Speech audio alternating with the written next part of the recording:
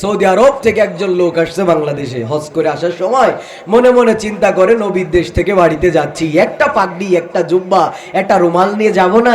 উনি আনলেন পাগড়ি জুব্বা রুমাল, রুমালের উপরে দিলেন তাজ, মুখস্থ আছে শুধু সূরা নাস, পড়তে গেছে মাগরিবের নামাজ। এখন আল্লাহ শান যেখানে বাগের ভয় ঠিক সেখানেই তো সন্ধে হয়। ইমাম সাহেবও গেছে ছুটিতে, মুয়াজ্জিনও গেছে বাড়িতে। এখন ইমামতির দায়িত্ব কার? পাঞ্জাবি ঝুল লম্বাজার ইমামতির দায়িত্ব তো তার। মুসল্লিরা ডাক দিয়ে বলে, বাপ তোমার পাঞ্জাবি যে ভাব, তোমার এই পিছনে রেখে আমরা সামনে গেলি হবে মহাপাপ, দেও এক ঝাপ।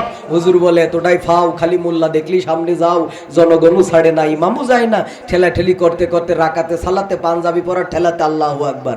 নামাজে যখন দাঁড়ায় গেছে, প্রথম রাকাতে সূরা নাসের সেই মায়াবী টান টান শুনে পিছন থেকে মুসল্লিরা বলে, আহা জুড়াই গেল আমাদের জান, আমাদের ইমাম সাহেবের যে মধুর টান। ইমাম সাহেব মনে মনে বলছে, ভাই তোমরা খুশি হচ্ছ ভাই, এর পরের রাকাতে সুজা হয়ে দাঁড়ানোর মতন পুঁজি আমার নাই। কারণ ও কয় রাকাতের ইমাম? এক রাকাতের ইমাম। ওই দুই সিজদার মাঝখানে তো এক তাসবিহ পরিমাণ বসতে হয়। ইমাম সাহেব মাথা উঁচু করে দেখে রেলিং এর যে ফাঁকটা, কোন রকম বাহির হবে মাথাটা, অবশ্য ছুলে যাবে একটু পিঠটা, এছাড়া তোর কপালে আর কোনো উপায় নাই, কারণ ও যে এক রাকাতের ইমাম। দ্বিতীয় সিজদায় যাওয়ার পর ইমাম সাহেব বীরের মতো রেলিং ভেঙে পলায়ন করিল। 20 মিনিট অতিক্রম হয়ে গেছে, ইমাম সাহেবের উঠাউটির কোনো খবর নাই। পিছন থেকে মুসল্লিরা সিগন্যাল মারে, আসলে এটা তো কাশি না, ইমামরে দ্রুত উঠানোর বাসি।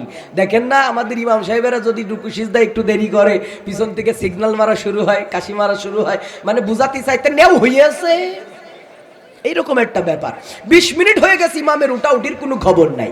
পিছন থেকে এক মুসল্লি চাচা ডাক দিয়ে বলে, ইমাম সাহেব তুমি ওঠো বাপ, আমার হুজু যাই যাই ভাব। তারপরে ইমাম ওঠে না, সারা শব্দ নাই, ব্যাপারটা কি? আর এক চাচা ডাক দিয়ে বলে, আল্লাহ, জীবনে বহু হুজুরের পিছনে নামাজ পড়িছি, এইরকম বিপদে যেন কোনোদিন না ফেলে। পিছন থেকে আর এক চাচা ডাক দিয়ে বলে, ইমাম সাহেব তুমি যদি না ওঠো আমি নিজেই কিন্তু উঠলাম। তারপরে ইমাম ওঠে না। এক শিক্ষিত ব্যক্তি এক পিচ্চির মাথা উঁচু করে কয়, খুকা তুই ছোট মানুষ, মাথাটা উঁচু করে দেখতো, ছাতা মরে গেল না, স্টক করলো। ওর যদি হায়া লজ্জা থাকতো, ওর যদি বিবেক থাকতো, ওর এতক্ষণ ইমামতি ছেড়ে দেওয়া কথা ছিল, ইমামতি ধরে রাখা কথা ছিল না। পিচ্চি মাথা উঁচু করে দেখে রেলিং ভাঙা, মেম্বার ভাঙা। ডাক দিয়ে বলে, ওঠেন কাকা। ও কিয়ামত পর্যন্ত সিজদায় পড়ে থাকলেও আল্লাহু আকবার বলে তোলার লোক নি সামনে। ওঠেন ওঠেন ওঠেন। সবাই উঠে দেখে, কি সাংঘাতিক ব্যাপার, এত সুন্দর পাগড়ি জুব্বা রুমাল দিয়ে ইমাম নিয়োগ করলাম, আর সেই ইমাম আজকে রেলিং ভেঙে পালায়ন করিল। একজন বলে, ভাই দোষটা তো আমাদের। আজকে যদি আমরা আল্লাহর কোরআন দিয়ে, রসুলের সুন্নাহ আর আদর্শ দিয়ে ইমাম নিয়োগ করতাম, জাতীয় সন্ত্রাসীর শিকার আজকে আমাদের হওয়া লাগতো না। আমরা ইমাম নিয়োগ করেছিলাম, মাথায় পট্টি দেখে, হাতে তসবি দেখে, শাড়ির কালার দেখে, হজ উমরা কয়বার করেছে। এইটা দেখে ইমাম নিয়োগ করার কারণে সর্বপ্রথম আমরা হারিয়েছি 50 বছর ধরে কোরআনের তাফসীর করে মানুষের কলিজার ভিতরে জায়গা করে নিয়েছিলেন যিনি, আল্লামা দেলওয়ার হুসাইন সাইদি রহমাতুল্লাহ আলাইহি, কোরআনের পাখি তিনি।